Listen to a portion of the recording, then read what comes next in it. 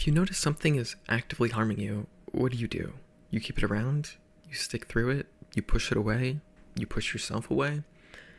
Well, for me, I do all of these things. I've had people harm me, and yet I keep them around because I love them. But after enough time, I have no other choice but to push them away.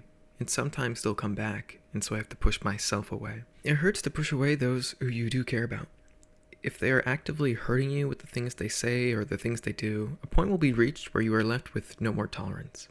We all have a certain breaking point that we can take before doing something. That something might be mentally shutting down, physically or verbally fighting, or in my case, it ended up being running away.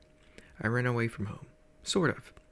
It wasn't exactly running away, but some things occurred that I can play in my mind's eye, and it almost seems like that was what really happened.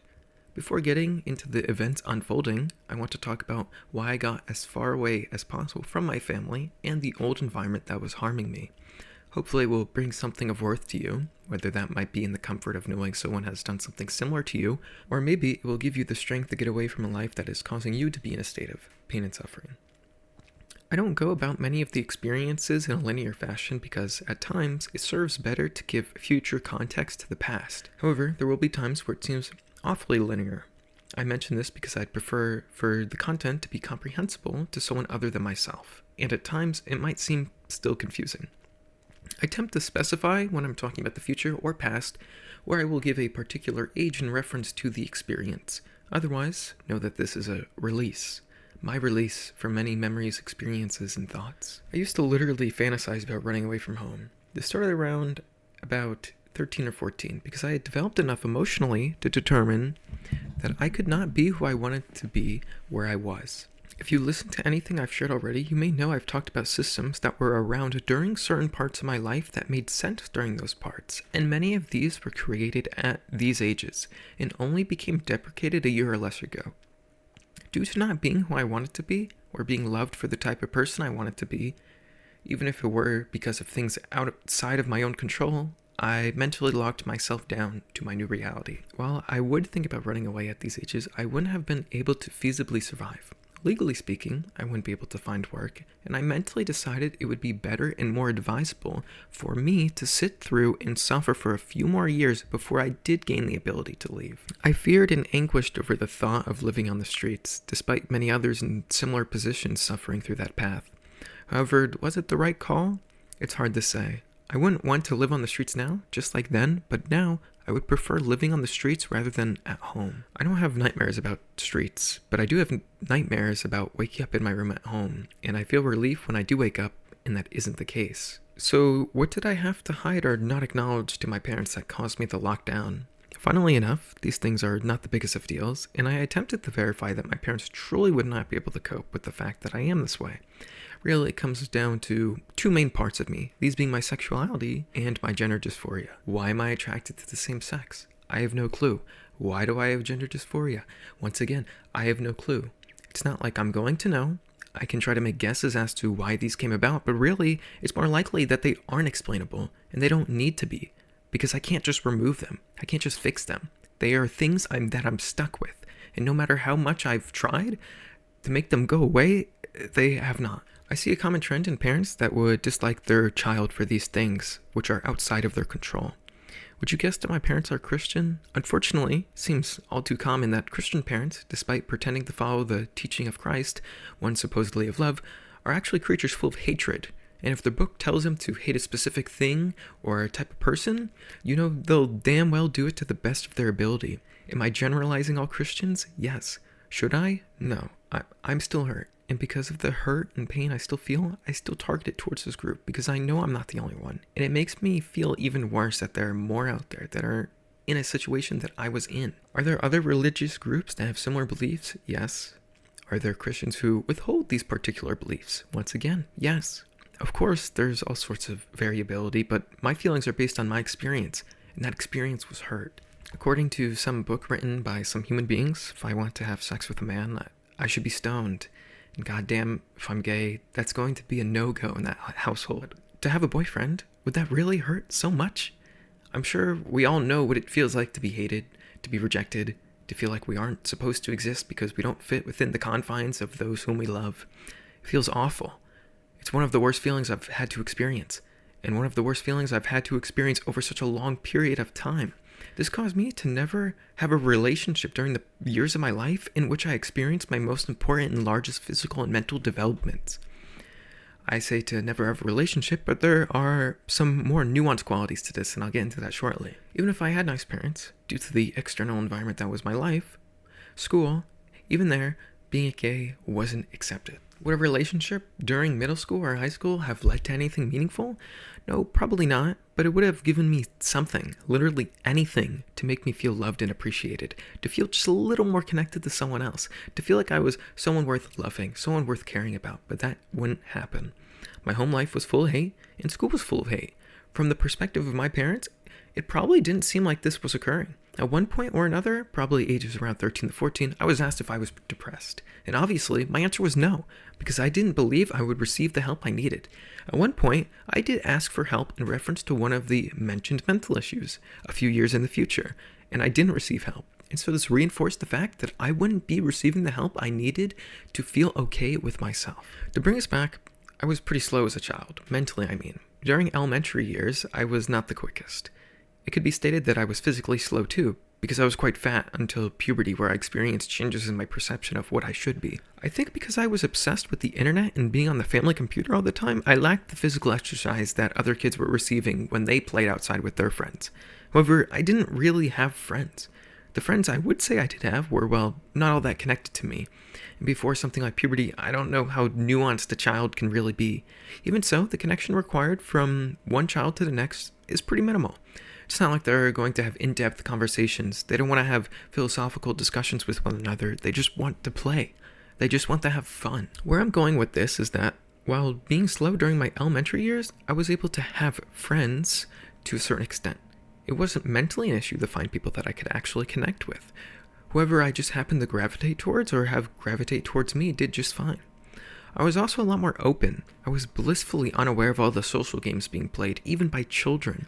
I was also easily able to conform to other children, and this enabled me to connect with just about any other child. In this conformity, there was one important situation where it led to me getting in trouble. Kids were swearing with one another, and by kids I mean 2nd and 3rd graders, so kids 7 to 9 or so, or something like that. I joined them so we all could play basketball or shoot hoops or something like this, but as I was swearing with them, I somehow ended up being the one getting in trouble. I had to apologize. I think I cried in front of the principal or whatever, but now I would consider it an important variable in my disconnect with others. If there was no issue with my continued conformity, and it always worked for me, then I would have continued it. But because of this confrontation, it emotionally hurt me and logically taught me that if I don't want to experience something like that again, I should stray away from conforming to others. Was I thinking about it in the context of conformity? Did I really know what was going on? No, not at all. I was just being a human, a child, and I didn't want to experience pain, just like now, so I did what I could to stop that pain from happening again. This leads into my increased isolation from there on out. Was I still conforming? Yes, but there was always a limitation to that conformity. I couldn't fully conform to the same level of other kids, always leading to some disconnect. What might a kid do? One that's already online when they aren't at school and lacks awareness. They connect with people online. Well, okay, that's what I did. From age 8 to now, I've had most of my friendships and connections purely online. This has allowed me to make actual connections beyond the surface, but it has also led to a lot of opportunity for me to be hurt. Whether it was by those who wanted to hurt me intentionally or unintentionally, whether emotionally or sexually, even if just online, it can do damage to a child.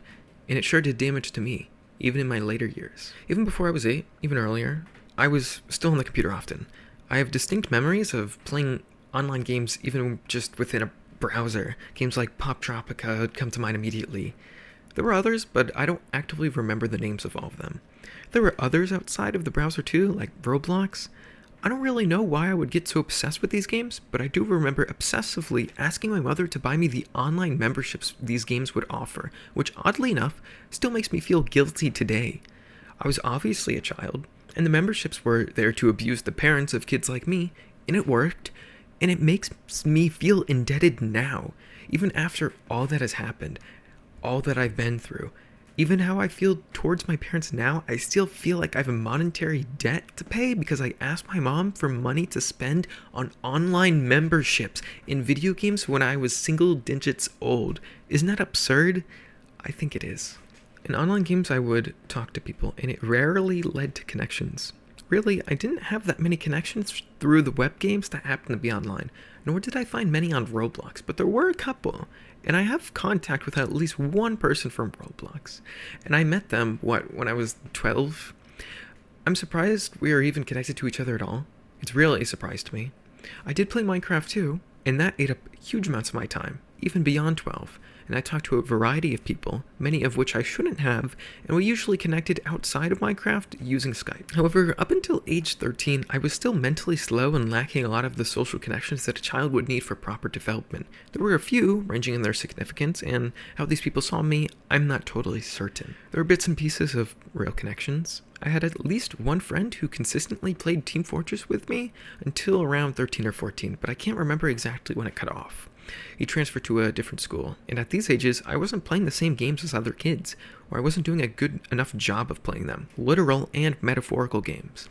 Playing the game by having the right social media, acting socially as I should, or playing the right sport, you get the idea. As a result of this, we couldn't connect all that well beyond Skype and occasionally playing a game together, along with the references to the game in real life. There were at least a few other kids that were aware or at least interested in the things that I was, but it usually didn't last, nor did it reach to the point of friendship. There were many friends online, but as you might expect, many of these didn't last. I was trying to make friends with those who were years older than me. An 8-year-old connecting with a 13-year-old is an oddity in my mind. There is such a large gap in development between those two ages that I find it surprising that I had anything resembling a friendship, which was lost when I developed more. Eventually we cut off, but that person was a very important friend to me, and we aren't actively connected anymore, but I could connect back with them if I wanted to. But I have actively chosen not to. As the last time we spoke, I realized there was such a large difference in interest and priority to what we wanted to do in our lives, so I decided I was better off just not trying to get back to what had already passed me by. There were also other connections with strangers online that happened here and there,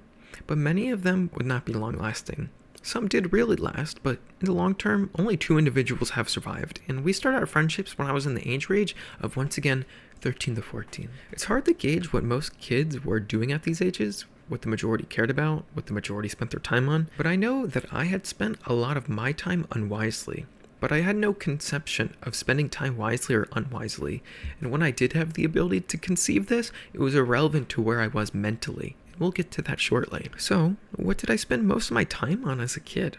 Aside from the mandatory things that I didn't have a choice in, like school and whatever my parents told me to do, I would spend most of my time on the internet on a desktop computer.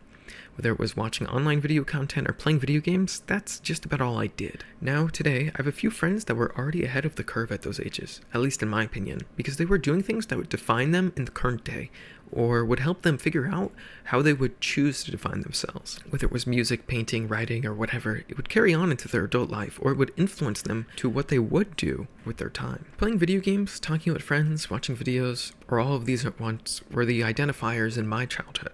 Yes, I would play outside, but that died with middle school. In elementary school, it was mandatory for us to go outside for a set period of time, the length of which I can't remember, but I'm aware that it was too short. But that at least gave me something at that age. I really didn't even listen to music until I was in 7th grade, so once again, 13 and 14. Unfortunately, this did not benefit my ability to connect with others all that well. I could be doing the thing I was supposed to do, playing the right game to talk with the certain people, but I wasn't feeling much as a result of it. It made me question why I was doing it, why I was trying so hard to connect with these people. If playing the video game the other individual liked and it didn't give me anything socially, then I'd be better off playing the game I wanted to play. Eventually, this adapted itself to me, choosing what video games I would play, because I wanted to play them. This ended up being games like Minecraft, Team Fortress 2, Roblox, and sometimes an outsider like Osu. But these were based around what I wanted to do, and like I've mentioned, there was at least an occasional person or two I could play a game with. I found myself trying to connect with a lot of kids that were totally unlike me.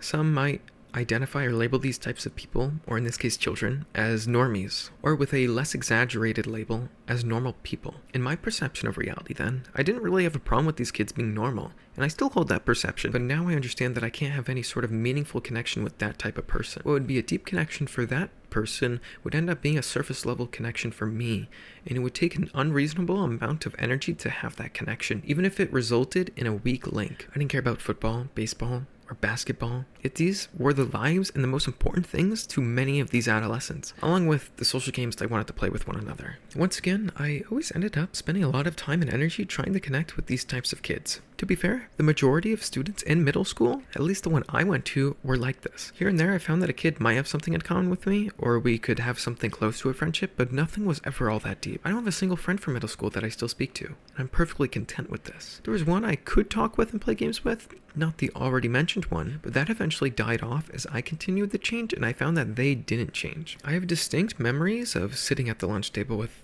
all the people I had no connection with, and I usually would just keep to myself.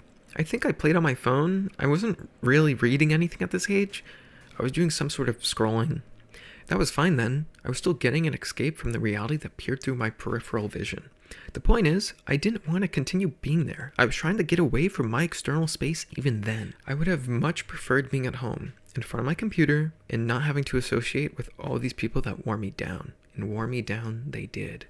I was waking up absurdly early to go to school. No kid should be waking up at 6 in the morning or earlier, and yet I was, because I had to. I guess school started early enough to require this, and I had to be at a specific spot where the bus would pick me up, and the ride to school would take a significant amount of time, once again explaining why I had to wake up this early. This meant that I was sleeping poorly every night. I couldn't just turn myself off like a switch, and yet I lacked the energy to do much of anything. So what do people do when they lack energy? They do the easiest possible thing, the path with the least resistance. So for me, this meant playing video games. If I wasn't going to play video games, I would end up watching YouTube, and eventually another media ate up my time. Anime. I watched an unbelievable amount of anime. I don't even know all of which I watched, because I just watched an absurd amount.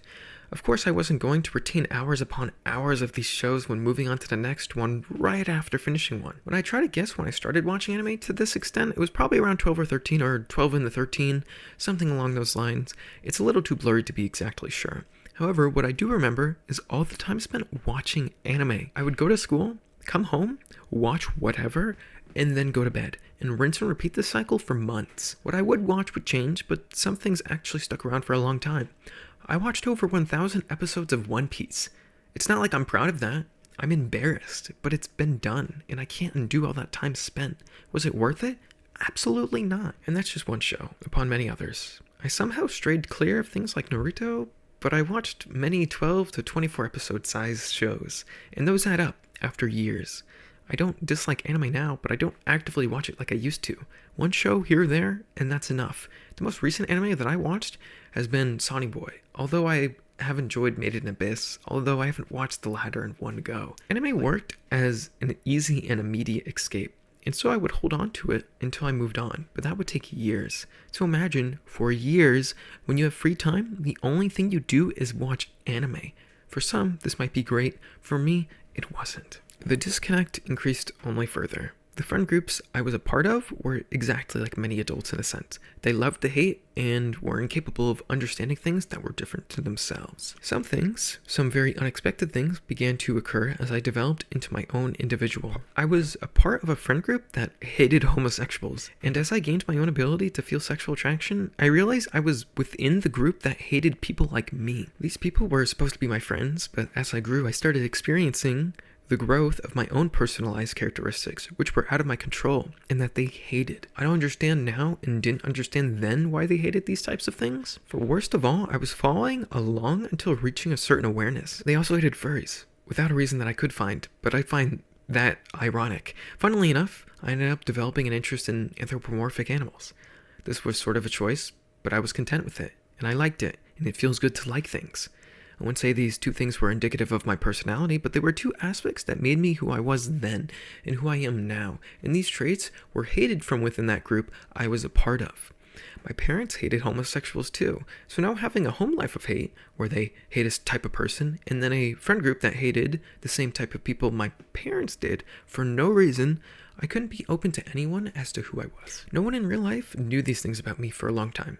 I couldn't tell them how it was, and really, in all honesty, with my perception now, these interesting qualities are not worth noting. But from the perspective of that child, I was really stuck. I felt like I really had to close myself off from myself and others, and the damage it did, well, has made me the person I am now. A good question one might ask would be, well, if your home life sucked, and your friend group sucked, why didn't you try an alternative group of friends? It's a great question, and I think there are a few parts that caused me to struggle with making new friends and being a part of a different group. Like I've mentioned before, many of the kids within middle school were, well, basically the same. There wasn't enough variety. The obvious choice would have been to try and integrate myself with the outsiders, and the outsiders would congregate together. But even those groups I didn't feel like I could connect with. Struggling with variety, I would be stuck with a different group, but would have a different set of problems. There were groups of kids that were gay, and that was their glue that kept them together. That was what their life was centered around, and I was not like that. And I didn't want to be that type of person, even if it would have meant less hate. And not only this, I had a fear, albeit irrational, that somehow my parents would find out that I associated with these people, that I was gay too. Later, I found that they had contemplated whether or not I was gay, but I think that's bullshit. And I believe they've only said it to make it seem like they've had any awareness of who or what I was. There were probably kids that had some of the same interests as I did, but I couldn't connect with them. Not all kids develop at the same rate. And just as I had developed faster than the ones I was surrounding myself with, there were also kids I'm certain of that developed at a faster rate than me, and they would congregate together. So now, those types of kids were out of my grasp because they were more developed than I was, and so they couldn't connect with me. And it would have been a surface level connection and mentally taxing for them to interact with me. And I couldn't connect with the ones who had not developed at all. If I'm in this middle ground, then I must be able to connect with others that would be at a similar point in development, right? Well, I didn't. There was a limitation to who I could pick out to be associating with. My middle school was relatively small, and while I don't know the number, I know it was much less than the alternatives available to me. It wasn't like I could just go out and make friends with whoever. I was a kid, and even as I grew into an adult, I was still unable to go out and make friends with whoever. But we'll get there. With so few friends to connect with, I was stuck with the group I had. But even when sticking with them, there was such a clear disconnect. I was the quiet type, not speaking, and doing a lot more listening, without giving much of my input. What value would my input bring? Would my input even be heard by these people? Very little value, if I had to look back, and it probably would have been unheard. I think by listening to a lot of this chatter and conversation, it negatively impacted me, as I think back on with which the absolute certainty these kids would speak. Hearing people talking about things with absolute certainty would later impact my own thinking, believing certain things had to be absolute, when that's silly. However, the good that came out of it, although limited, was that it forced me to listen. I became very good at listening. And being an observer, and nothing more, meant that I could pick out things others couldn't. They could pick them out if they were in my position, but I was only listening. I never had anything to say. This also made me feel like I had a greater awareness relative to these kids. And this was true to an extent. But I was blissfully unaware of my own awareness. Just as I am now, but now I am aware that I experience unawareness. I was doing a lot of developing during this time, and these factors impacted in how I felt about the world, the people in it, and myself, all within my limited view. But I was unable, like now, to experience outside of my own view, my own experiences. As I developed through middle school, not only did I develop physically, but I also developed mentally. I went from being on the slower side to being on the faster side, which was awfully odd. I still don't know why this is, but I'm under the assumption that due to the nature part of me, I was just genetically predisposed to experiencing far more growth during puberty than others, but less growth from the ages from between 6 to 11. Mathematics were still my weakest subject, and today that's probably the same, but I was able to comprehend textual information much better than previously. I went from being in classes that provided extra help, of which did not help, to honors classes, which in my perceived view were of equal quality and difficulty. Quite honestly, I don't believe these classes to have been more difficult than the normal ones, but something I am painfully aware of is the fact that these teachers made it a point to note that these were honors classes, and it was drilled into the students that this was the case, and so they believed they were of a higher quality, and their work should be of a higher quality too. Was my work high quality? No. Was it good? No. And I say no, in reference and in context of a middle schooler. It was awful even then. However, my work lacked grammar issues, and it usually contained whatever qualities that were required for me to reach a certain letter grade. Unfortunately, this increased mental development, with a lack of connection in real life, led me to search for it online. At the beginning of middle school, I didn't even own my own personal computer, but after a few months, I did get my own computer, and that led me to explore things that I otherwise wouldn't have explored, and it allowed me to connect with people I otherwise wouldn't have connected with. Before getting too deep into my internet usage, I want to briefly mention music.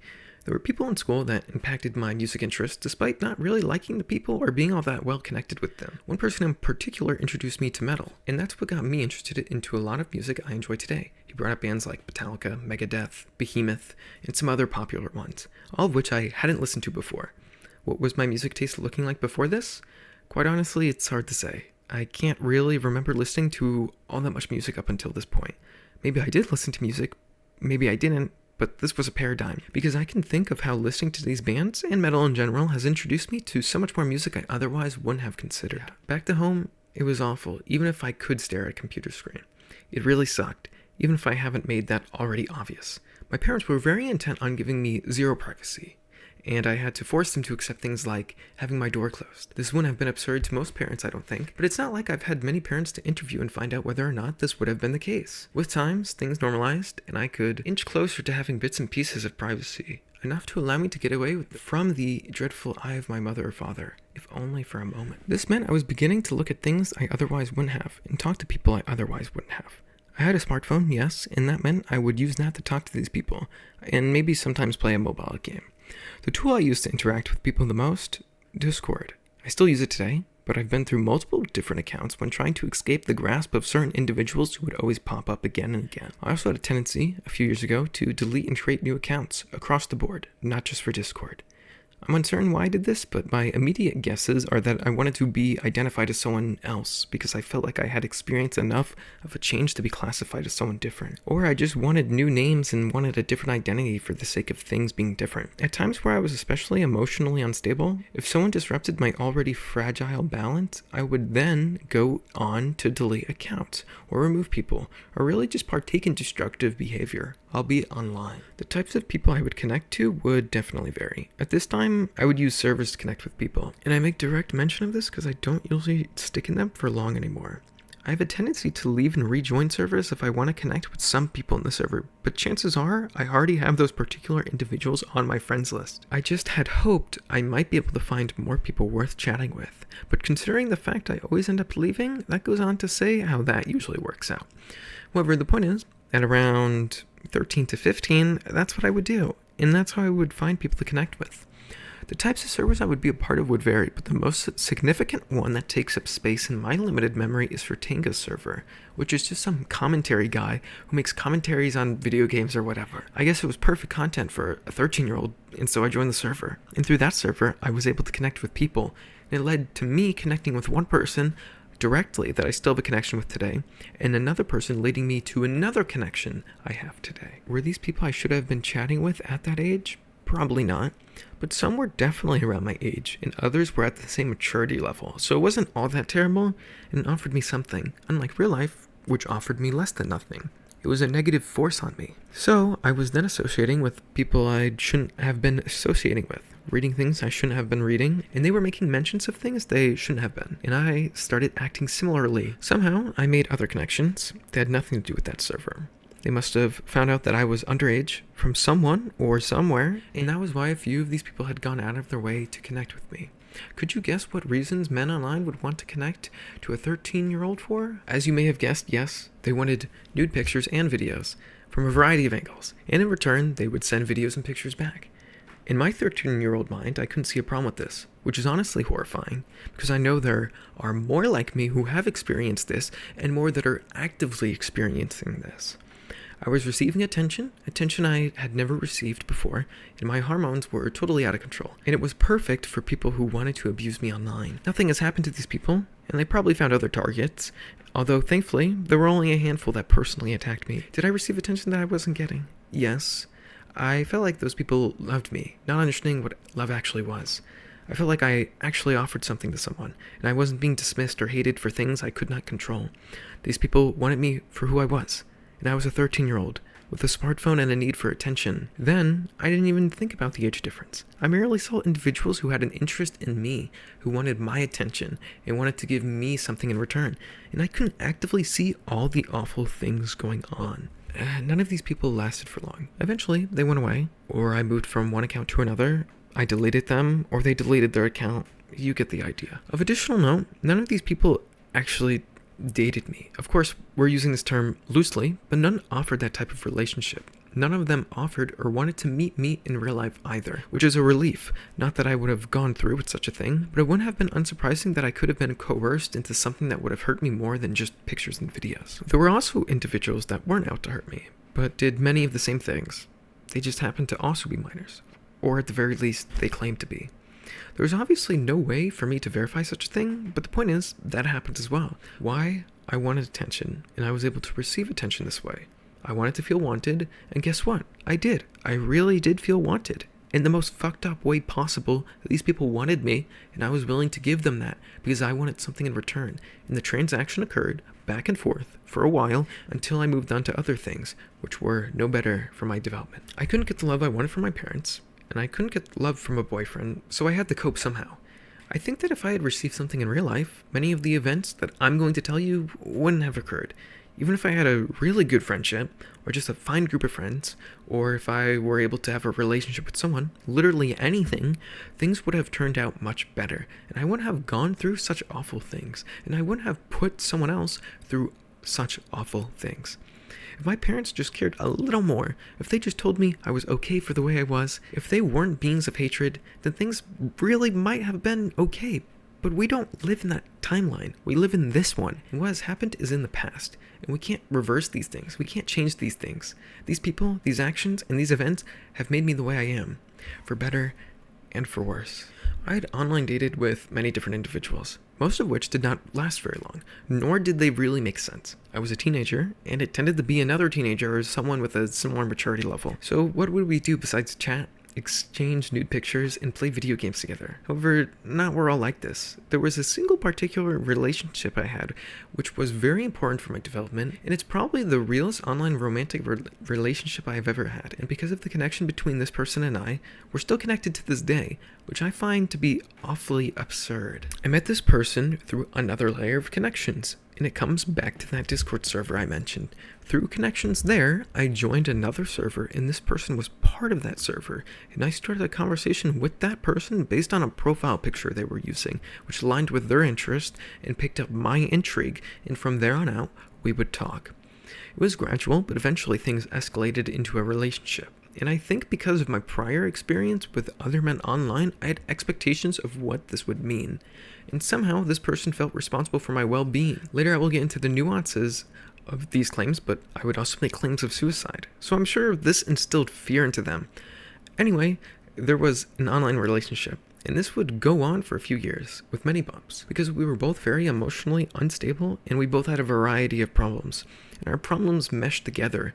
And I now believe, because of this person, many of my ways of thinking and acting are a result of my connection with them. Along with the emotional instability on both sides, this person was also mentally ill and had various other problems. So I think that due to their mental illness, might I add it was schizophrenia, which was untreated for years, led to a less than desirable impact on my mental health, if there was any health left. At first, I had no idea what was going on, but eventually I found out this was the case, but I never cut this person off. Maybe for short periods of time I would cut them off, but I would always come back. Did they manipulate me into acting this way? Sort of, but there was also times where it seemed totally done. But eventually we made it back to each other. I definitely liked some of the ideas mentioned. I was called God on more than one occasion, and I was given a feeling that I was special. And imagine that you're a teenager that has not received this level of praise, this level of attention, and this level of interest in you, and now you are receiving it. What do you do? Do you keep sucking up? Or do you go back to having nothing or very little again? Obviously, you keep sucking it up. You know damn well I did. Like I said already, it went on for years, and eventually it no longer was labeled as a relationship. But we never broke off connection. I tried breaking off here and there, but I always would end up crawling back, just like now. Even today, that's how it is. Now, it's arguably fine, but I've definitely developed in many ways that differ from those times, and we are very different people with different values, but we seemingly do not separate. Really, the most significant piece of information that I've been neglecting has been the age gap between this person and myself, which is 10 years. And at an age of 14, I should have seen that this was wrong here, and I probably did, but I somehow convinced myself it was okay, and I convinced myself it was the right thing to do because I received something I otherwise wouldn't receive. I already mentioned that I talked about suicide with this person, which definitely instilled fear into them, and many of my thoughts during this time and in the future would continually be about suicide. Surprisingly, despite the constant thoughts of suicide, I never committed suicide, and maybe that would have been the right thing to do, but something held me back. Was it fear? Did I believe there were better days ahead? Did I have something I felt like I had to do, which extended far beyond my feelings of suffering or misery? Maybe none of these. Maybe all of these. Quite honestly, I'm uncertain to this day. But what I do know is that I'm here now. Am I happy with the result? I don't believe I'm quite at liberty to say yet. But what's important to note is that there were times, not all that far in the past, where I was genuinely ready. And if I hadn't done many of the things that I will later describe, I genuinely do believe I would have ended my life, which would have been tragic, and it would have been easily preventable. The thoughts of suicide were mostly due to my rejection by the external world, real life, and having to deal with that. Whether my expending my already small amount of energy towards putting on a mask that I did not identify with, or feeling like I couldn't talk about things I needed to with my parents, or really anyone with authority that could help me, I felt truly like there was no escape from the feelings I was experiencing. I couldn't escape from the environments I was in either. It was either being at home or at school, both of which wore me down to feeling that if I hadn't been, or that I would no longer be, then things really would be better. And that was true then, and those feelings made sense then. However, many believed, at least the ones I was connected with online at that time, of which I was around 16, said that I should tell my parents at least some of the feelings I was experiencing, even if the possibility of being helped was small. I should do it. I was initially in complete rejection to this idea. I was already aware that it would not help, that I would not receive the help I needed, but eventually I gave in, thinking that I didn't really know my own surroundings well enough. These people online did not have any idea what my parents were like, but I listened to them nonetheless. I really wanted to feel better, and I wanted to try, because I couldn't do things on my own at this time. It would be impossible to save myself, and there was no one to save me, so I might as well try for the 0.01% instead of nothing. I did try. What did I tell my parents? Well, I straight up told my mother I wanted to be a woman. Those were the words that came straight from my mouth. She started freaking out, yelling my father's name, and eventually we all ended up downstairs talking, and further investigation ensued. Now I'm being asked about my sexuality, and I can't admit to being attracted to men, so I act as if I'm asexual, but it doesn't help my case. They were in total disbelief that this was me, that I had these feelings, and they believed that the reasons I felt this way was because of others telling me this is what I should be, and what I am, rather than accepting parts of myself that I couldn't hide away any longer. There were some important things said then. Most important, a statement by my mother being, "If you ever marry a man, I will disown you." As an aside, when mentioning this and telling her that she said this to me in the present day, she does not own up to it and claims she doesn't remember saying it, but I remember it as clear as day. Despite being open, despite saying how things were for me, despite saying the pain I was in, despite saying I wanted help, I did not receive help. Rather, I was told to read the Bible, for that would have all the answers to my problems. It was my sibling, in spite of our lack of a connection, that held me. Neither did my mother or father hold me when I was in pain, when I was crying, when I was asking for help. In addition, I was stripped away from my small amount of privacy for a temporary amount of time, and my parents were in disbelief that this was reality, and as time passed, they seemingly forgot, and I'm under the assumption that this was because they were unwilling to admit that this is what I am. So after this event, it solidified the fact that I really understood who my parents were, and that my thoughts were true, that they really were this way, and I wouldn't be receiving the help that I needed to be okay. I would not be accepted, and in my perception of reality at that time, I felt like dying. Really dying. Because the pain I felt was so terrible that it would have been better to die than to continue on living. However, I continued on. There were bits and pieces after that event where I would be asked if I felt the same feelings, and the answer that I gave, that anyone rational would give, was always a no. I never admitted to it. I never admitted to my sexuality. I never admitted to my true feelings. And they never heard or were aware of my true feelings until I was independent and no longer within their grasp. I don't even know why they would bother asking. Especially if I tried being honest and received no help. What good would it be to say it was still the same? To have my privacy stripped away again? To be told to suppress my feelings again? I was, and still am, hurt by this. and I find it absolutely insane. Despite bringing it up in the current day, I never once received an apology, nor an admittance to the things that were said that night. There were events during this time period which gave me moments where I felt like I was getting closer to freedom, or freedom within this context, free from these particular tormentors anyway. One of these were the fact that during one summer I had a job, and it went on into the school year for a few months. I had a checking account, a debit card, and money.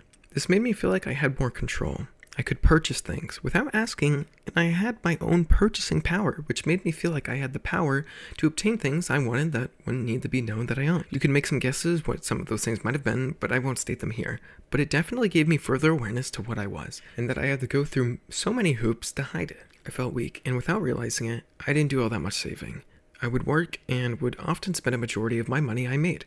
I was 16 at the time, so maybe it makes sense that I couldn't plan ahead, think about my future, or care about my future, and that I just wanted to feel okay then and there. But I would have the thought that I should be saving as much as I can, because I wanted to leave, but it would die out. Unfortunately, the job was awful, but what kind of job would a 16-year-old be getting that wouldn't be miserable? To be fair, I haven't had a job that I wouldn't consider not awful yet. It was repetitive, boring, and drove me insane, but I was making money, and that was enough for me.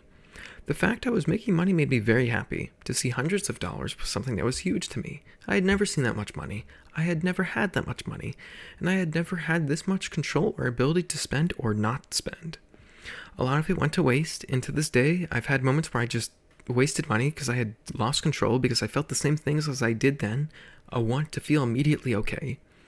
Unfortunately, in the end, I always realized that purchasing things won't make me feel okay. It never works, although I really want it to. And there is never a quick and easy way to feel okay, though some would consider drugs that quick and easy way, but I would also say they come at a great cost, a cost you don't know you're paying until you've gone bankrupt. Even so, at this age, I wasn't doing drugs, and my coping was limited to just buying things, usually technology, and playing around with it. This was my means of distraction, keeping me away from myself. Did it work? Sometimes. But eventually, after working this job for long enough, I quit. I couldn't take it while also going to school. I would go to school 5 days, then work the weekends, and you can only do so much of that until it wears you down. It was funny though, the types of thoughts I would have in order to keep doing it for as long as I did were absurd. Living in a rural area, we didn't have the best internet. At times, this would impact how I would cope. For a long time, I stopped coping with video games, despite enjoying online video games, particularly Team Fortress 2, but I no longer could. Due to the limited bandwidth, I was sharing such shit internet with 3 other people, and it could not hold up. I would have huge ping spikes, or I would be completely disconnected, so I stopped playing. I had to do other things because I couldn't do the things that would keep me away from myself. There's something else important about this poor internet use, and it was the fact that my father had always had some level of immaturity. He couldn't stop playing a particular online video game, Forza, and he wanted to play online. What else would he play? Unfortunately, due to the poor internet, it often meant that he would disconnect or have very high ping, or whatever else. And because of his poor decisions to live in such an area, for he could not protect his own immaturity, he would get angry at his family for using the internet while he wanted to use it. This might all sound insane, and that's because it fucking was. It was absolutely insane. I didn't believe my father would get to many of the points that he did just over not being able to play a video game. He had literally nothing else he could do, nothing else he wanted to do, nothing. There was nothing he could try to do to solve the issue that wouldn't involve yelling or screaming. It seemed like that was the case in his mind, and everyone else had to deal with it. Even when confronting him about this yelling in the modern day over something like this, he brushed it off. He still did not care. There were some moments where I thought karma might exist, although I don't think that way now, but there was one day where he ran upstairs to yell, unplugged the modem and whatever, and then he later hurt his knee, and he lost his ability to run up and down the stairs like that again. But while he was injured, it meant that he was home all the time, so he would still complain but didn't have that same level of authority, until more things changed of course, but you get the picture of how he acted. While I want to keep this pretty linear from beginning to end, young to old, there were some moments that I don't think would make sense mentioning later, but make sense because I've already mentioned some of my father's antics here. As I got older, he still acted this way, and eventually our relationship became pretty minimal. His interactions towards me were usually purely based around the internet. No longer did he ask me how I was feeling, to which I would have to lie anyway, but now instead he would ask if I were using the internet, or if I could do something about the internet for him, or if I could tell the other family members to stop using the internet, and so on. There was another important moment while I was at work. Mind you, this was many years after what I've talked about thus far, and we'll get back to that, but I get text messages from him. About what? Yes, the internet. What else? However, a few days after those texts, I found out that he and my sibling had fought, and in their fight, he attempted to choke them out. But nothing has come of this, even now. So, I don't know what actually happened. But if that's not fucking insane to you, I don't know what is. Just so he could play a fucking video game. Anyway, I was getting into the reality that even at 16, I didn't want to be at home. So I tell myself I should work so I didn't have to be there. If I couldn't properly escape at home, why bother being there? Why not just work and get away from that place? I would expend all my energy trying to disassociate from myself at work, then I would go home to sleep. And if it wasn't work, I would disassociate at school to go home and sleep. This was my life for years. Even without the job, I would be disassociating at school to come home and sleep or do something like watch or play a single-player game. It was awful. No one should have to disassociate for that long, but I did. The damage it did, I'm still recovering from. I have lost years of my youth that I can never get back, and I can be upset that this is the case, but I understand I felt like I had no other choice. I really felt like that's what I had to do, and I don't blame myself. I can still feel that pain. I know what it feels like to want to disassociate and get away from yourself like that. When the pain of your reality is so severe that you will do anything and everything to just make it through the day. This is the danger of drugs, because they will help you make it through the day. And instead of solving the core issues that need to be resolved, instead of working on the issues that cause you to feel like you need to disassociate, they solve it for you, temporarily, at a cost. There were other characters that played an important factor in how I would develop into an adult. There were other online connections along the road, and there ends up being another significant one at around 16 years old. This person I met through another friend of mine, and we sort of connected awfully quickly, and things were okay for a while. As you might expect from the trend of people I was associating with online, yes, things turned sexual. At this age, though, I was making the choice, and I was aware of the choice I was making. It's just, unfortunately, due to past experiences, I didn't realize it was normal to act in such a way, to just send sexual videos and pictures to someone you hadn't known for very long. That's not normal. But that was my normal, and that was the problem. However, the other party was deeply content with this, and we did have good and real conversation. The sexual content and chatter was never the forefront of the relationship, and I say relationship as in friendship, because things never turned romantic between this person and I. This person was significant to my development because of the things that were brought up in conversation, and the things that this person brought up were important. This person often talked of drugs. There was a definite variety in the drugs that this person would chatter on about, and almost all of them I had never heard of before being introduced to them in these conversations. This piques my interest. I was now learning about things I had no knowledge of, and this person described their life as a lonely one, and I was lonely too. So probably wouldn't be so far off that we'd end up doing the same things to cope, right? Their cope being drugs. It probably wouldn't have been all that unsurprising if I were to follow in their footsteps, right? Well, if that's where your mind was going, you're right, to a very limited extent. However, before going any deeper into the nuances of that, I'd like to quickly mention what was also happening while I was connected to this person. I was still going through school, and it was miserable. I was miserable. Every single day was awful. I really would have to disassociate day in and day out, and then do a small cope when home, and then sleep, to repeat it all over again. Life really was miserable. There were small wins here and there, and I don't remember what they were, but I know I would have had to received some good days, otherwise I wouldn't be here now. When I was around 17, I did have a VR headset, using money I got from working that awful job, and that was a fine cope once in a while, but there were certain times when I would or wouldn't use it. I mentioned the poor internet because there were times it was okay and usable, but they were rare, and in those moments, I like to get on things like VR chat. It was a good escape sometimes. Sometimes it would work. Not all connections on there lasted. Some might have, but others died off quickly, and I would come and go. At one point, I was really into it, and I had bought old gear, and I had full body, and then not so long after that, I wouldn't want all that. And eventually I sold all the VR stuff. Was that a regrettable decision? Kind of. I did enjoy VR, but I just had very little room, and I felt like I should get rid of things. Then it would be better to have the money, I thought. That type of thought would come and go often, and it was a weird cycle I had. And it was also worth mentioning because it was a showcase of where my mind was and where it would go at this age and a little older. I would have this weird cycle where I would try to sell as much as I could and try to minimize things as much as possible.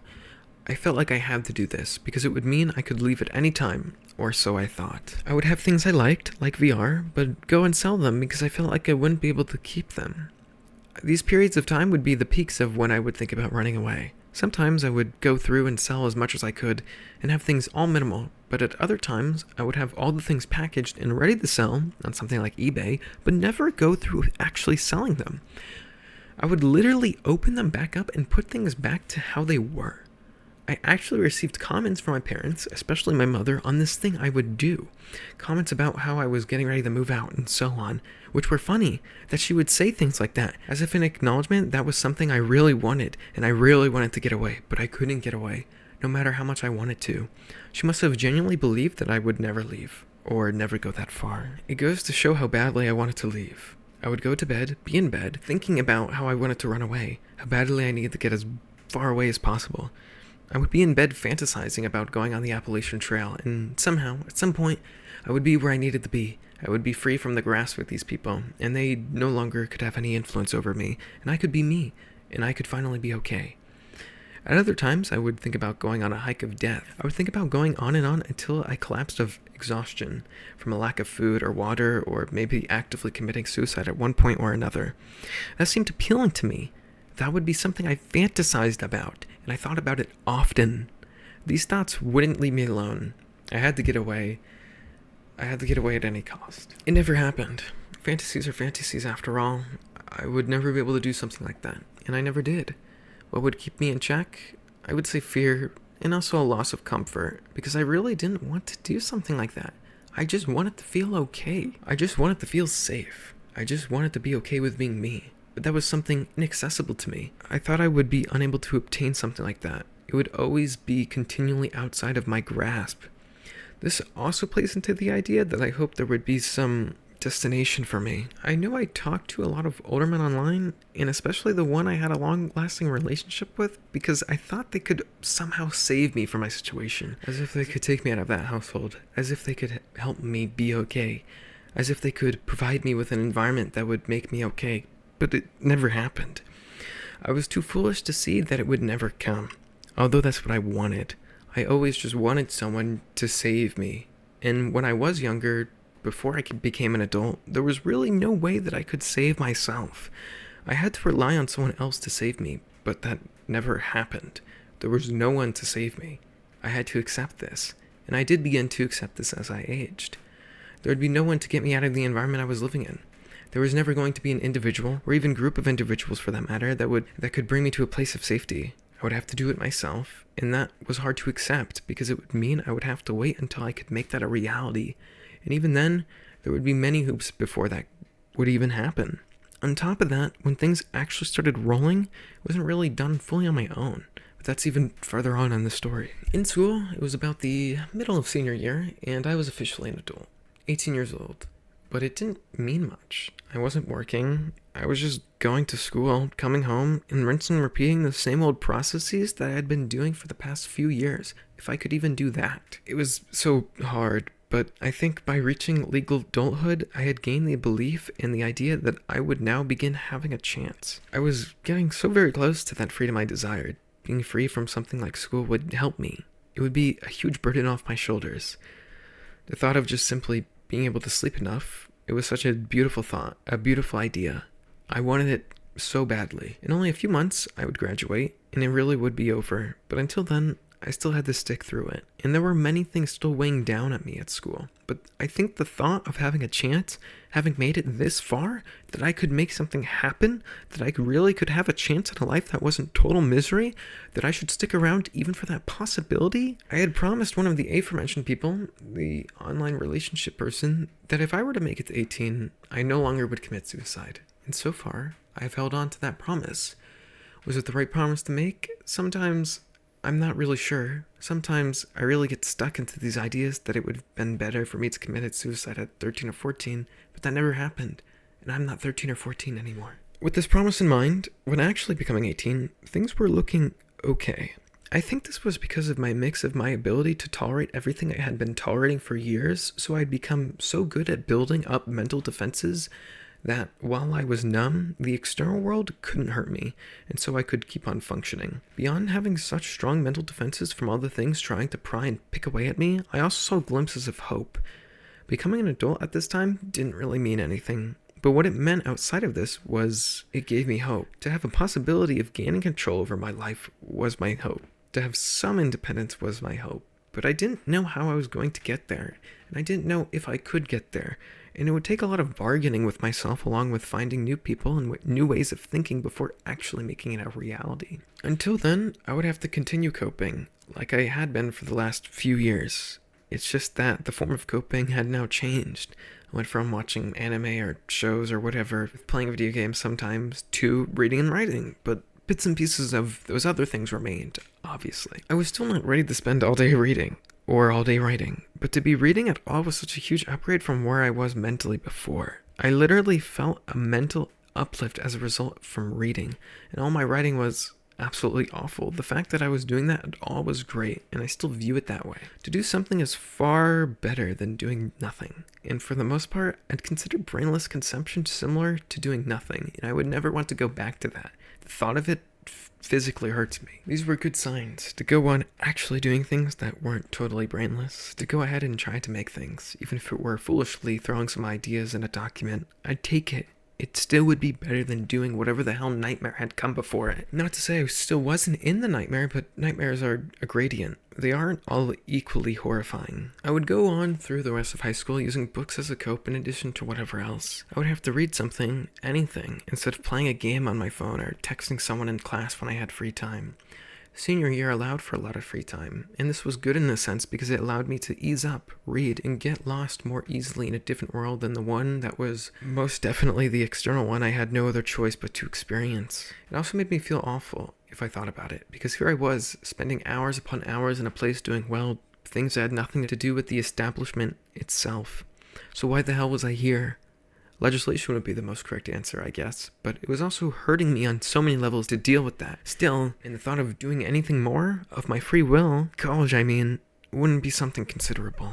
Senior year of high school meant that the students had begun to become more mature. They weren't nearly as irritable as the beginning, and I could tolerate them much more easily, and arguably, I could now tolerate myself more easily as well. Unfortunately, there was one class, and in this class, the students seemingly never matured.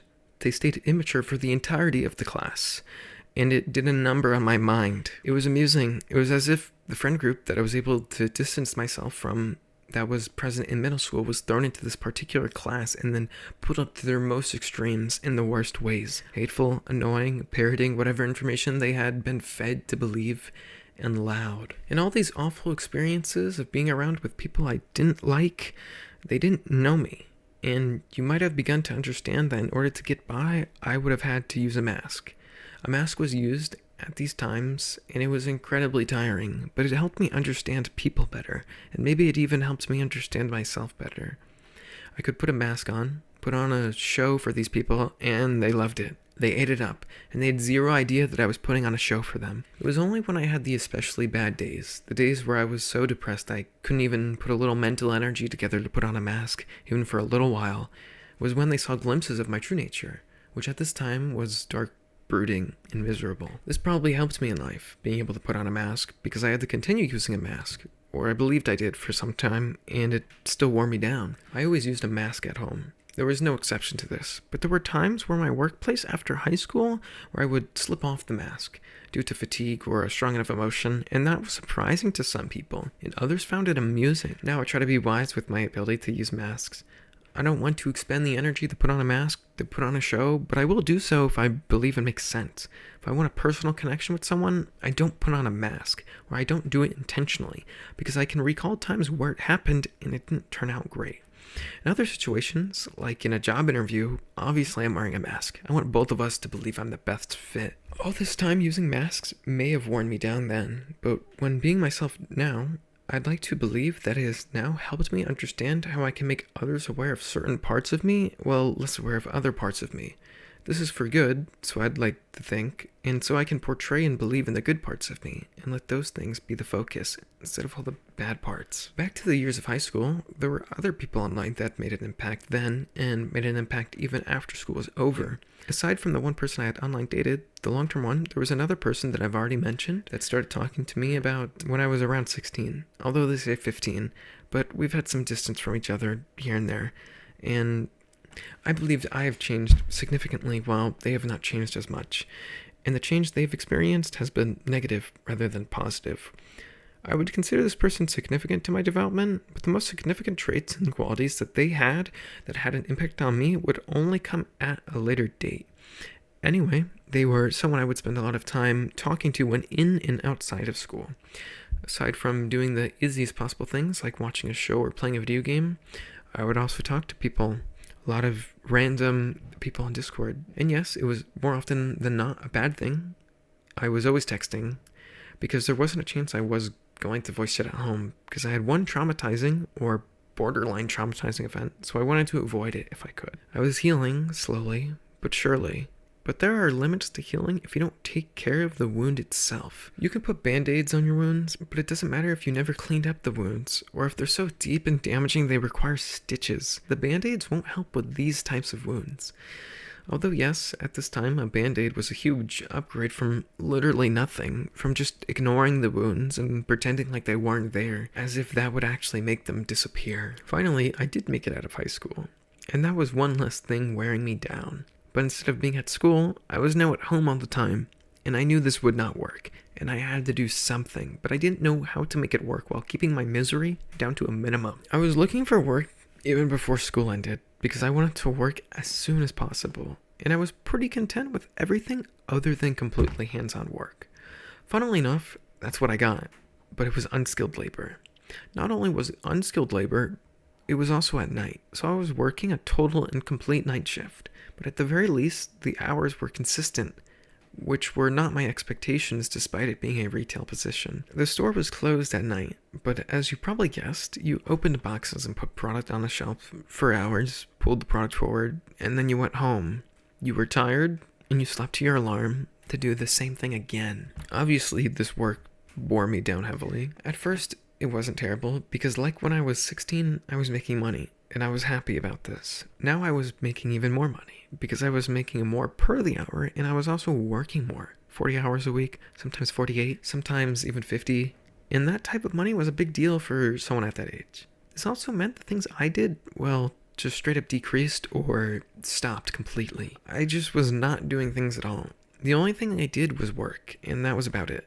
That was my life. But it being at an institution where I gained nothing, and it only took from me. And it beat being at home, where about every 30 minutes I was thinking about either ending my life or fantasizing about the impossible. The night shift hours were also nice. Not because I wanted to work night shift, but instead because I was avoiding my family all the time. And at worst, I'd only have to see them a little bit, and I loved that. That was the big benefit to those hours, along with making a little more money. I would come home to sleep, apologize for being unable to interact, saying I'm tired from my physically laborious job, and they would leave me alone. It would work. At least most of the time it would work. On the days I wouldn't work, which was usually 1 or 2 days of the week, those days weren't weekends, so even on the weekends, when my dad would be home, I wouldn't see him because I'd be too busy working. Once in a while, I would have a weekend off, but even then, at this time, I could hide away in my room. It was normalized, and so I could continue doing that. Funnily enough, it was joked that I hid in my room. I guess it didn't occur to my parents that I would want to do that because I didn't like the world outside of it, The reality, though, it began to weigh down on me quickly. Listening to music or podcasts and eventually audiobooks helped me power through these long nights, and it made them seem not nearly as long. Doing physical labor also made time move faster, or so it felt that way. Before I knew it, I was there for months of the same repetitive work, and I would continue this until when? When would I stop? When would I have enough money? I didn't actively spend it all, I saved a lot. And because of that saving, I was able to do what I wanted to do only some months later. It didn't make sense to buy goods when you didn't have time. And if I did have time, I wouldn't have the money to spend on the goods. So when I was working a lot, it was obviously pointless to buy things if I couldn't use them. There were a handful of purchases that I think were worthwhile. Like eventually I bought a VR headset again that I still use to this day, and I bought an e-reader that worked better than a Kindle, more functionality or whatever, and later on I eventually bought a guitar, and that was a pretty important purchase. Days and days of working for the hope that at some point, after enough working, I'll be able to leave. I'll be able to get out. If only I worked enough. If only I could make more. If only I had something. Believe it or not, even the dumbest people get tired of this type of work, or I'd like to believe they do. It was physically and mentally painful, and somehow some of these people I worked with had been doing it for years, or decades, which put me into shock and awe. I don't know how someone could do that to themselves, and I knew I couldn't, so I would have to figure something out. Due to being in a rural area, I would have to get my own vehicle if I wanted more independence and control, but I never bought one. I used one of my parents' vehicles until the end, which ended up being the right choice in the end.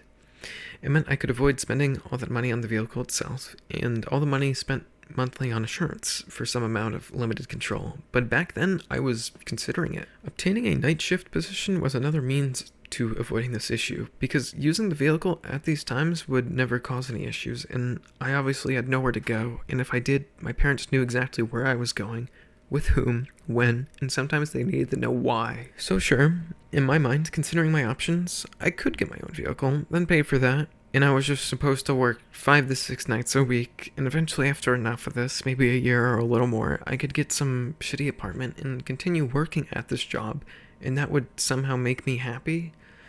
No, that wasn't going to work. If that wasn't going to work, I was going to have to find an alternative, but my mind was not ready for the alternatives quite yet. This only meant I felt even more stuck in this world. I didn't have the same opportunities as others, being able to go to school somewhere and get away from home while being educated to have their cozy position at a large corporation, nor was I even sure that was what I wanted, if I even could have that. In my mind, I wanted all things to be perfect. I wanted to appeal to my parents, have them view me in a certain way, and avoid their judgment.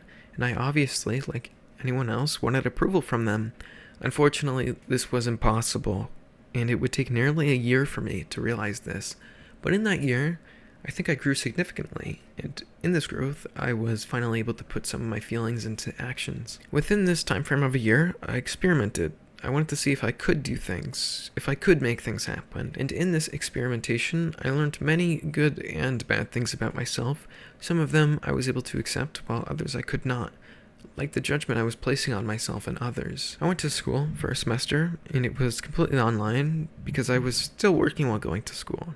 I decreased my hours from 40 or more to a consistent 24, which ended up being 3 days of the week, but I still maintained those night owl hours every single day, and that meant I could still avoid my family. It worked. Sometimes they would question why I would have these hours, and they were initially upset at the fact that I was decreasing my hours, but eventually they were less upset, or really just able to cope over the reality I would not be interacting with them more than the bare minimum.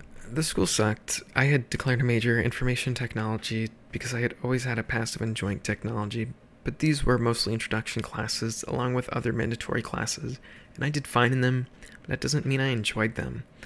I found them, for the most part, awfully boring, and I really could not care about the content withheld in them. If I couldn't really care, then this wasn't going to last long term. What would keep me going to do well in the first place? The fact that I had spent my own money on the classes, obviously. It was, and probably is, still so expensive to get higher education, and I was not receiving support from my parents in this regard, although I did get some money from my job, which was nice. However, I still wasn't the machine that I am today, but I was getting closer to that.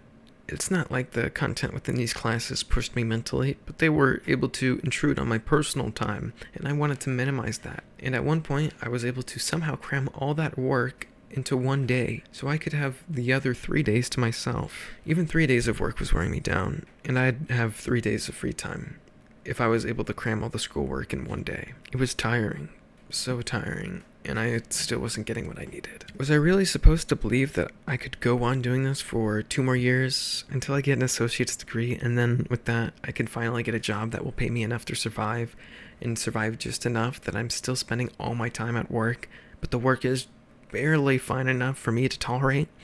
Isn't that completely and absolutely absurd? How could anyone think that would work? After years of having mental defenses, exerting all my energy to barely make it by just to function, and I was going to go on doing this, it also seemed to me that things hadn't really changed. I just changed the forms of the things to be suitable to the new environments, because I no longer had high school, but work was like high school. And I could ignore a lot of the home life, but I still had to be there, at least some of the time. I was still tired, but once switching to a lower hour work week, I had enough energy on some days to do things, and that led me down some paths which I still follow today. I was reading and writing, not as much as I would if I had more time and energy, but even during the months where I was working full-time hours or more, on my lunch break and small breaks, I would be reading. I would read as much as I could until it was over and I had to go back to work. There were ups and downs. There are always ups and downs in all periods of life, but the ups were higher than I was used to, but the downs, they were only getting lower, to stay in equilibrium with the good, I suppose. I was playing a lot of VR chat during this time too. A lot, relative to the amount I had when I was working often and less often. The internet wasn't too awful when it was nighttime, which is to be expected, and I talked to a lot of people, a variety of individuals, and spent a good amount of time connecting with people I was already friends with that also played VR chat. I made a friend on VR chat, and he ended up dating a friend I introduced to him. I find it a little wild. They connected pretty quickly, and it feels weird to be responsible for such a thing, to be the middleman for a connection like that, and I was still not obtaining any connections like that for myself. Being online at night meant that I could be a little freer with my speech, and I could say more, but I was still fearful of being heard, if only by my mother. For her to know any true aspects of me would destroy the mask I'd spent so much time and energy working on. I still tried to talk to people online. It was my only means of connecting with people, and there are 2 more individuals that were significant to my development, and the impact from the interactions I've had from both of them, and the actions caused by such interactions, has led me to a lot of my modern ways of thinking and acting. They've both impacted me in very different ways, and I'd like to go through each one, and the impacts they had on me, and what that led to, and how that changed me. The person I spoke of already, when we started talking when I was 15 or 16, was an important character. There was some conversation that was to be expected, much of what I've mentioned. Again, the sexual conversation, pictures, videos, that type of thing was exchanged. There wasn't nearly as large of an age gap as many others I had interacted with up until this point, but we continued to interact. Both of us were emotionally unstable, and so there were times where we would remove each other, do account deleting bullshit, and sometimes just go absolutely insane. My insanity, while I don't believe it to come from mental illness, has been limited to what I decide to put myself through, and so has been less of a problem in the modern day. However, on their side, the insanity only increased as time went on, not only being of mental illness, but because of drug use. The drug use and talk of drugs was probably the most significant aspect of this person, and it had the largest impact on me, aside from me sending explicit videos, which I'm certain has done me no good. This person was my introduction to drugs, and I would want to say that this person never wanted me to do drugs. It was more so due to my own intrigue and eventual asking of particular substances to try that led me to getting a taste. The most significant, in my humble opinion anyway, was LSD, and it impacted me in some terrible ways, but I also believe that it was a reminder of what I was doing, and what I was doing probably wasn't the right thing to be doing, for me, at least at that time, and I would say I also still do not want to experience that or anything like that again right now. If I had never connected with this person, I don't believe I would have tried a substance like LSD at such an early age. Early in my opinion anyway, being 18, but I would also like to note that is heavily dependent on your own mind and emotional stability, whether or not you'll be fine. Believe it or not, I was not in a position to be doing psychedelics, but did them I did, and harm did they cause. It didn't immediately start out with pain, surprisingly. I started with low dosages and then relatively quickly built myself up. I didn't know what to expect, but many of the times I had done the low dosages, it had been a lot of fun. Supposedly at my age, the other person also did LSD, but they weren't seeking anything out of it, or I don't believe they were, if I were to trust my memory. Instead, it was purely for fun, and there could be opportunity for life-changing experiences to sneak themselves in. They were interested in sex or whatever on psychedelics, and after my experiences, I don't really understand that. The last thing I felt while on psychedelics, on any dosage, was any amount of sexual desire. I mention this because I had an expectation that would be retained, but it wasn't, ever. And so what I did was shifted, because if I could have done anything like that, I might have.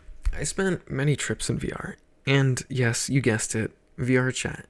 There were varying levels of impact, dependent on mostly dosage, but also the environment I was in. On lower dosages, I could get away with being in the crazier environments, like the Great Pug, but even then, I would have enough, and it was just too much to take in. It would be too much, but then eventually I'd be moved to a new environment by my own will or someone else's, and then that would continue on until I was done with the night. Being in VR for 9 or 10 hours, or even more than that, is just absolute insanity, and my perception of time was destroyed. On these lower dosages, nothing really changed for me internally. Things didn't change, and as a result, I started boosting up the dosage. At some point, I couldn't play around or have fun. That just wasn't an option anymore. Instead, I'd sit down and listen to music and meditate, and there was absolutely nothing I was capable of doing other than those things. At times, this was okay, just sitting and letting it happen, but the times it wasn't painful were when I wasn't asking anything out of the drug. When I started asking for things, when I started taking it, when I was depressed or wanted change, then it began to hurt me. And increasing the dosage at the same time only increased the negative impact it had. There were probably 3 trips that I could remember having a lot of impact on me, and I think it's best to go through them one by one from least to greatest and break down the impacts that they had. The one of least impact actually came after the one of most impact. I don't know what I was thinking after going through that, but I had too strong of associations between the pain I felt and the alteration of perception that I was experiencing with the drug. Would you guess that I was in VR chat for this? Yeah, same deal, but eventually I couldn't do it anymore. I was just staring at the sun in one world, unable to do anything other than roleplay as a flower, and then I just took the headset off. I was pretty upset at myself for letting this happen again, thinking that I would somehow gain something out of it, that I would be fine, as if I hadn't learned my lesson, so I had to be put through the ringer again, but at least to a lesser extent. I tried writing while in the state of agony, and it did not work. I simply told a message to myself and left it at that. I told myself I was enough, and that I shouldn't hate myself. For the rest of the night, I talked to people on Discord, especially one in particular, and they were very content with my brain vomit. And I was also watching videos on YouTube. I actually watched a lot of, if not all of, Exurbia's content, and it gave me a sense of comfort. I was happy to have any comfort while in that state, so I listened to his stories, and while I don't think I would listen to a lot of them now, I know if I ever need them, they're there for me. The answer is not a hunt in the woods has been a go-to for me before and after this experience, and if I ever need it again, I know it'll be there for me. It has brought me to tears with or without substances in my body. After enough videos, chatting, and some music, the trip was over, and I lived, although I was uncertain if that's what I wanted. The second most impactful one was before it the worst one, and I thought this would be the last time, the final, the ending, and I would do this no longer. I would no longer try to reach for things that have always been available to me if I wanted to get to them. I was in VR chat for the entirety of the trip, and that was a mistake. It was just uncomfortable.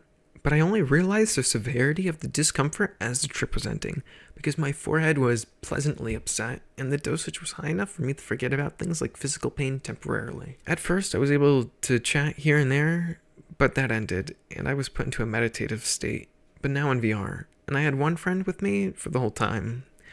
We listened to some music, he had some choices, and I had some choices, but it was difficult to say that I wanted something, and it was hard for me to really do anything other than sit on the floor and be in my head. I'm very appreciative of the fact that he stuck around until I left, and that meant a lot to me then, and means a lot to me now. I think at some point I started thinking of him as something, I wouldn't say my father, but something what a father should be. I don't know if I learned much about me, but I think sifting through whatever memories came to me then might have helped. It allowed things to surface, be released, and then promptly moved on from. It might have been a mental cleanse too, just an awfully harsh mental cleanse. Imagine taking a very hot shower, like, yeah, you're clean, but damn, it fucking hurt. There was another guy that showed up and was totally oblivious to how I could have been feeling. But he must have noticed I was in a vulnerable state. In my speech, maybe he was told what was going on in further detail. I don't really know what was going on inside his mind, if anything. I would sift in and out of this weird clarity, and I would say things that didn't make sense in this clarity. Words were still awfully hard to use, but words are the core of my foundation, so I'm not totally surprised I could speak or communicate in some of these moments. However, the build-up is that I said something about being a dam and wanting to be used like one, and the guy that joined had made a follow-up comment on that, and the friend that sat with me the whole night had responded to his inquiry with no, and that gave me a sense of security. This moment still has an impact on me, even if slight, because it plays into my inability to give into a place of vulnerability. Otherwise, the trip was, like said, sifting through memories, and it ended, and I dealt with the reality that it wasn't the life-altering trip that I wanted it to be, which was idiotic to expect. The most impactful one came in between the other two. I did not get into VR chat this time around. I honestly didn't think I was capable. I sat in my computer chair, and when that wasn't working, I sat on the floor. I then sat on the floor 4 hours, thinking, sometimes not thinking, sometimes just, well, it's hard to say. Maybe the closest you could say is I was just being. I listened to music, and it had a strong emotional impact on me, more than anything I've had before. I had been introduced to Nine Inch Nails not too long before then, and I really enjoyed the work Trent had created, and I especially loved, and still do love, The Fragile. At first, I had my eyes open, and I was listening through his most popular albums. I was staring at the wall, and I could see the wall from under my desk because of where I was sitting on the floor. The fact that I was staring at my wall, the fact that I was in my room, and that's all that I've ever been, or so it felt, made me feel terrible. I felt like I was trapped in a prison, and I really couldn't get out, no matter how hard I tried. I was reminded of the things that have followed me for a long time. I visually saw clocks in the number 54, but their meaning I don't really know. Eventually, mental barriers were destroyed, and the emotionality that had been suppressed day after day came out of me, and it hurt. I cried the hardest in my life, even to this day, and I don't know if I'll ever cry like that again. Aside from the crying, I also felt like I was really losing my mind, far more than I had ever lost it before on psychedelics. I thought Trent was speaking to me in specific, reaching out to me to get me out of the simulation, because in this state I believed we were in a simulation for some reason, and that he could somehow get me out. This was absurd, but I was totally buying into it while in this state. It was starting to feel really agonizing, and I was starting to feel really painful, and then I started feeling nauseous, and I really thought I could control it, but I couldn't. Anyone rational, and even in this state I was rational enough to make this decision, would be to run to the bathroom and vomit. However, I didn't want to. I was too scared to. Due to the structure of that house, the bathroom was right next to my parents' bedroom, and the walls were thin, and my mom was sleeping, or I assumed to be sleeping, and I thought the sound of me puking would wake her, and then I would have to explain things, but I definitely wasn't in a state to, and I was scared of this interaction, and all the things that would come thereafter. Well, I was going to puke, and I couldn't avoid it, so I did, right on my floor. The only thoughts that floated to my head were, so this is what love is, and this is what love feels like. It was, well, horrific, traumatizing, and I never want to experience that again. Thankfully, I don't have to, but the trip went on for many more hours, and in that time, I wished for death. I asked God to kill me, and if that wouldn't happen, I wouldn't believe in God, because surely God would have some mercy on me in this moment. I listened to music, a lot of The Fragile on repeat, and after enough mental stretching and abuse, I fell asleep, only for a few hours to wake up to my reality. Another significant moment during that trip, I wrote a lot to myself. I must have had a brief moment of clarity towards the end, and in that I wrote many things to myself, and I made it known to myself that things had to change. I had to change my environment, and if I never did change my environment, things would never get better. I would never feel better, and eventually I would really hurt myself, and I really would kill myself. Because of the pain I endured, because of the things I could not ignore, I now realized that there was no getting around what I had to do, and I was capable of doing it, and it was up to me to do it, because now I had the ability to do it.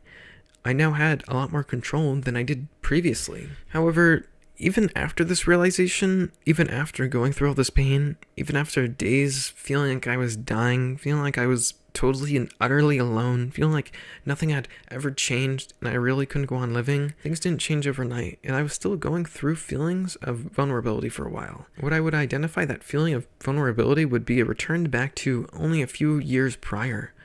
There's one quote from Beauty and Sadness that I really identified with, and it describes very well what I felt during the trip and a few days after. Harotoko not wanted to create a pure, lovely image of herself.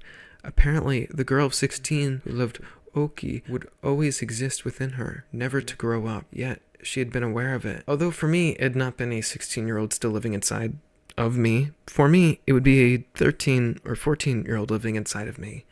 I still feel this way these days, like that person is still living inside of me, this immature part of me that had never grown up, while another part of me had to grow up, and that ended up being the face that others would see, but it was just a face, not indicative of reality, not really who I was. And it would only be through more time and pain that I would begin to allow that person to assimilate into my whole person. I eventually built up my defenses again. It took some time, but I remember the immediate 3 days after I was in an especially vulnerable and fearful state. I remember many moments where I had thought of hugging my mother, but knowing that it didn't actually mean anything. That the connection I wanted wasn't actually there. The love I wanted wasn't actually there, and I had to accept this. It hurt an unbelievable amount.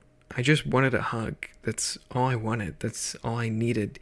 And there was no one there to give me a hug. There was no one there to love me. There was no one there to make me feel safe. I just wanted to feel safe.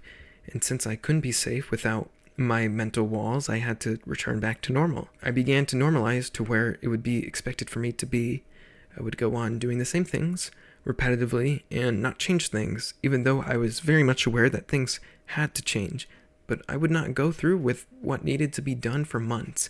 And although there were good days, most were awful. Many of these moments I would consider traumatizing, but they were important for my development, and they forced me to face my reality, to force all the things I was unwilling to face, to accept the reality that was staring at me in my face.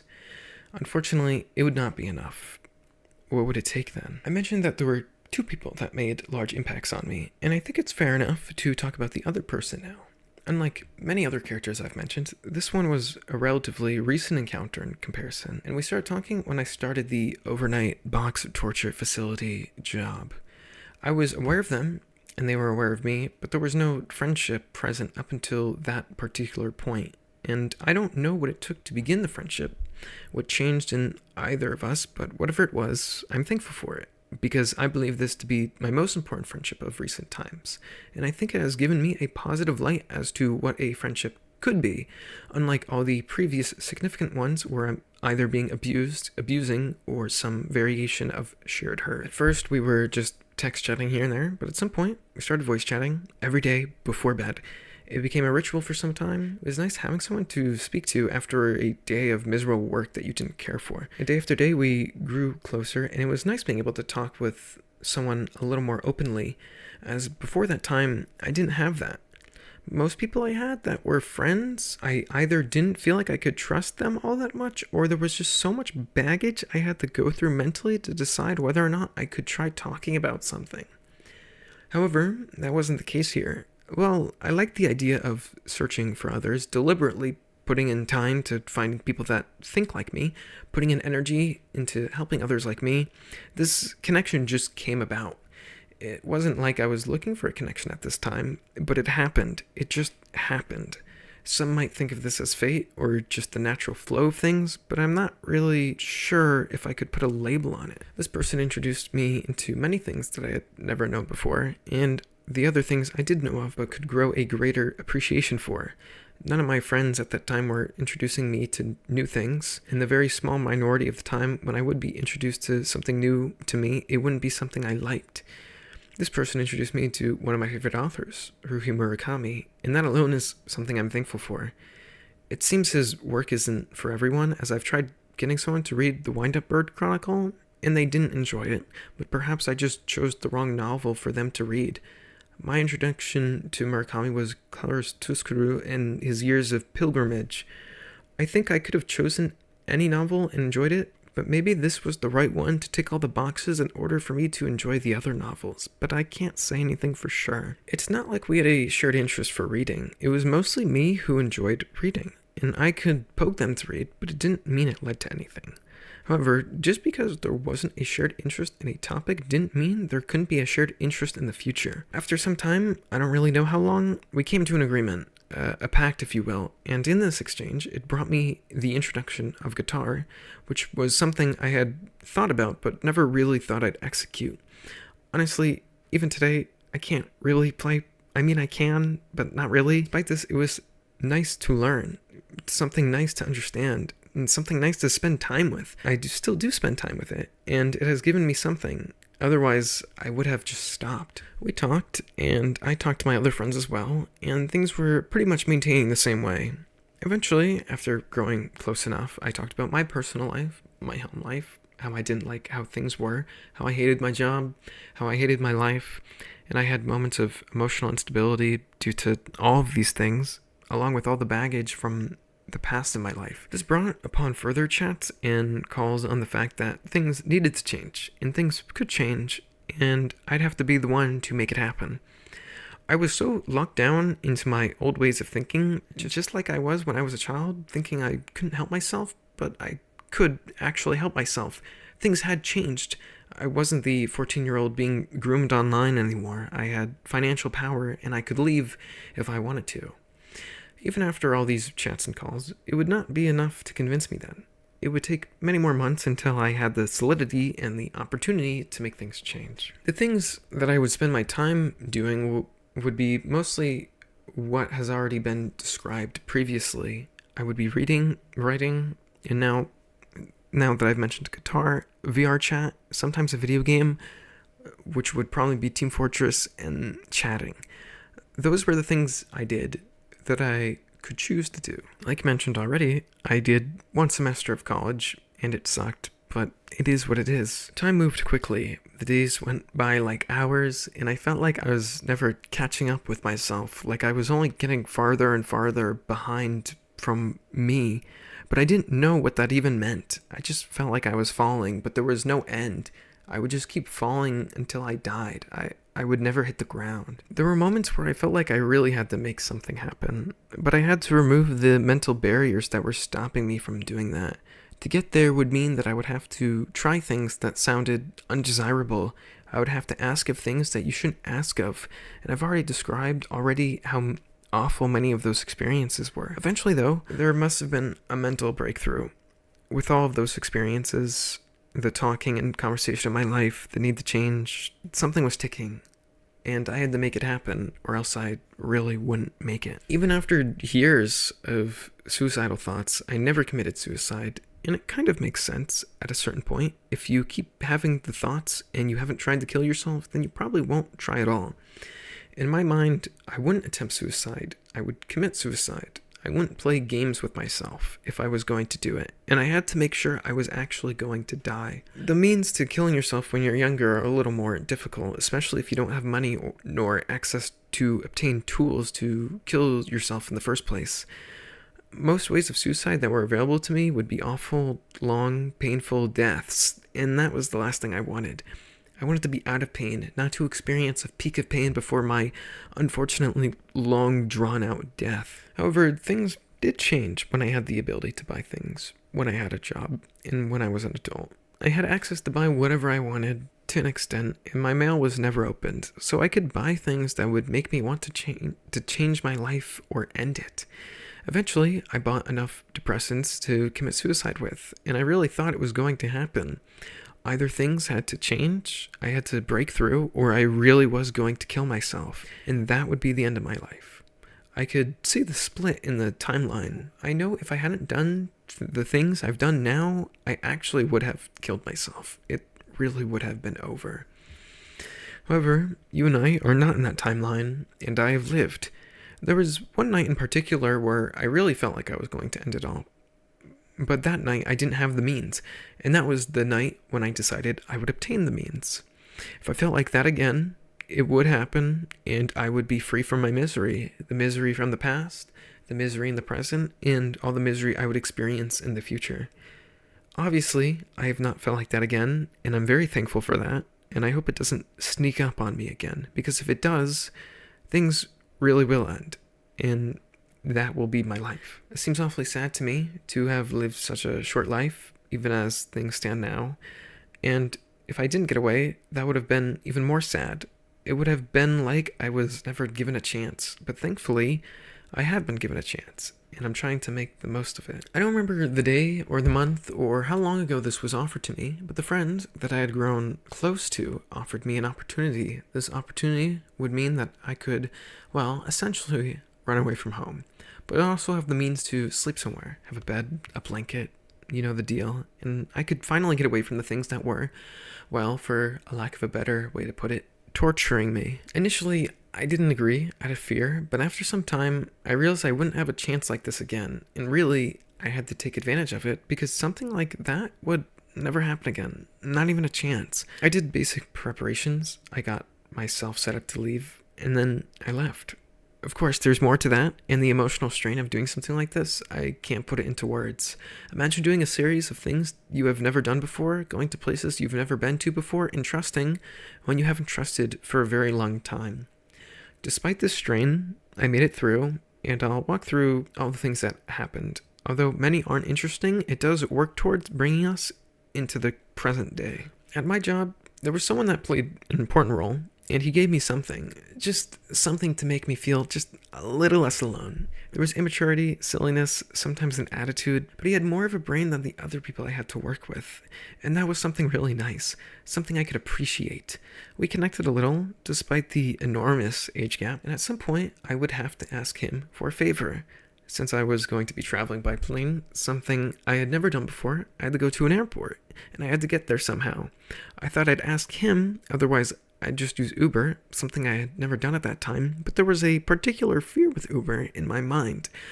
I just didn't want there to be any possibility of, interaction before I essentially snuck out of the door. My father would be sleeping, but I had no idea where my mother would be. I was too fearful of confrontation. The thought of it really scared me. I was horrified of the idea that I would have to explain that I wanted to get as far away as possible from my torturers, and they wouldn't ever understand. And they would yell at me, and they would try to manipulate me into staying, and I couldn't do that. I wasn't strong enough to put up with that. Anyway, he agreed, and I was still fearful despite this. Things did work out, though, with some communication. He somehow didn't alarm my mother, who was obsessive over any vehicles entering our driveway, even if she knew there was going to be one. I guess she wasn't paying attention, or the timing was just right, and she had no idea he had showed up. Ideally, I would have preferred for him to have stayed at the bottom of the driveway, but that didn't happen, and it seems like fate was going to be kind to me. It's funny thinking about the small actions, the actions I committed on the external world that were so difficult to do then, to open my door, to leave the house, to get into his car. It was absolutely insane that something or any of those actions would be so difficult to do. Just some basic actions. And they felt like they took everything out of me. But I had everything to give, and so I gave it all, and it was enough. He drove me to the airport, and we didn't talk much. I wouldn't say the mood was somber, but it was a little awkward, and he knew I was experiencing anxiety, but what could he do? He didn't know the nuances of my life, and even during this drive, he still wouldn't have had the time to hear about everything I've described here. Not that I would have been able to describe it all to him anyway, because I was still bottling up much of it, holding it up, keeping my defenses up, because I still had to function that way for just a little longer. Eventually, though, we made it there. He dropped me off. We said our farewells. And so the next few hours would feel awfully long, however, awfully short. A weird contradiction, but I can't describe it any other way. It was probably due to the sleep deprivation and the anxiety. It created a weird mix. I was in the airport, but I had no idea where I was going. Well, I knew where I had to go, but I was still confused and lost. Thinking ahead, I was prepared for something like this, so I was there very early, and after asking for help because I was still unsure, I made it to where I needed to be, and things were fine. I waited around, went through security, waited some more, got on a plane, and left for a couple hours. It was, well, all very new, and all very scary, but it all very well had to be done. From there, I used public transportation for literally the first time in my life, I guess aside from a school bus, and eventually, after some help and walking, I made it to my destination. Some time has passed, and I think I've gone through a lot of healing, but some things are definitely not healed. I have brief moments where I feel the same way as I did in many previous years, and I feel like that person, that child, that teenager, and I can't get away from it. Yes, I know that person is me, and I can't get away from myself, but I want to because it hurts. It hurts to still feel the pain of that person. Even if most days are okay, when sifting through all the memories, all the experiences, I really wish I could have done something better for this person. I wish someone could have done something better for this person. However, that never happened and will not happen, and all I can do is what I'm doing now, trying. All I can do is try and do what I can with the time I do have left, because I couldn't end my time then, and I can't end my time now. And I don't know why, but here I am, still after it all. Much of what I've described is over now, and I've changed, and the world has changed, but there are times when the feelings come back. I could be minding my own business, but I wake up on the wrong side of the bed, or a few small things knock me off balance, or a few things add up to make me emotionally unstable, and I'm feeling similar to these old times. Things have been good for the most part, but it will creep up on me when I'm doing fine, when I feel like I'm finally getting lost in something. When I finally feel some real determination, it will blow out like a candle and I will lose it. And I will have to wait for things to be okay again. It's not fair. It's obviously not fair, but there's only so much I can do about it. I formed some coping mechanisms to try and make it through these dark days, but I'd still fall back to many of the old methods where I just try to sleep and get away from the pain. Because I'm not feeling the same if I'm asleep. If I'm asleep, I'm as good as dead. Only God knows how much I've asked for that. There are other copes too, but there's always trying to work through the feelings. Just like now. I didn't just write all this for the sake of writing, but also to identify all these parts as parts of me. To acknowledge them, to be okay with them, to be okay with me for acting in these ways. Those times are over, and sometimes I will mentally return back to a state where I don't believe it's over, and I believe it's the same as it always has been, but it isn't. Things really are over now. Things are really changed now.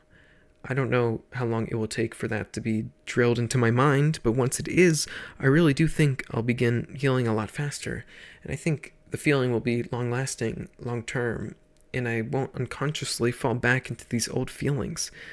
I think I'll be able to tap into them. I think in a year from now I'll be able to read all this and know exactly what was going through my head as I was writing it, and I will be able to go back even further and feel the things I was feeling when I was even younger.